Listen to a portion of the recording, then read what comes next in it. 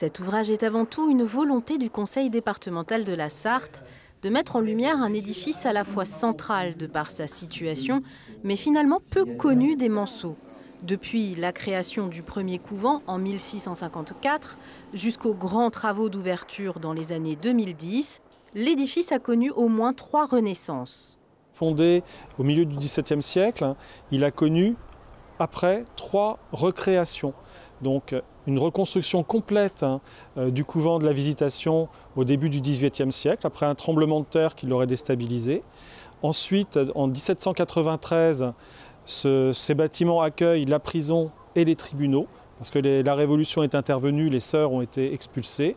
Et puis enfin, en 2016, c'est le nouveau projet que l'on a sous les yeux aujourd'hui, celui de la restauration, de la réhabilitation et de la réaffectation de ce lieu qui est enfin ouvert au grand public, puisque pendant 3 siècles, c'était un lieu d'enfermement.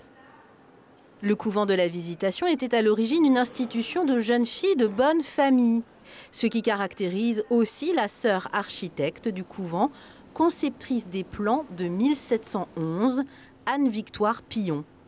Et ça, c'est vraiment quelque chose d'assez exceptionnel, un siècle où finalement les femmes commençaient seulement à pouvoir investir des milieux qui leur étaient souvent fermés.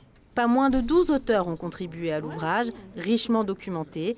Parmi eux, différents experts, notamment des architectes, qui rendent hommage ici à leurs consoeurs du XVIIIe siècle. Elle a déjà respecté les consignes de l'ordre au départ, qui voulait que les matériaux soient relativement économiques et que les matériaux soient des matériaux locaux. Un génie de la construction donc, mais aussi de l'harmonie des lignes que l'on retrouve dans l'église régulièrement ouverte au public de nos jours. Car c'est un peu cela, la Visitation. Un lieu clos pendant plus de 3 siècles qui ouvre enfin ses portes et dévoile aujourd'hui ses secrets.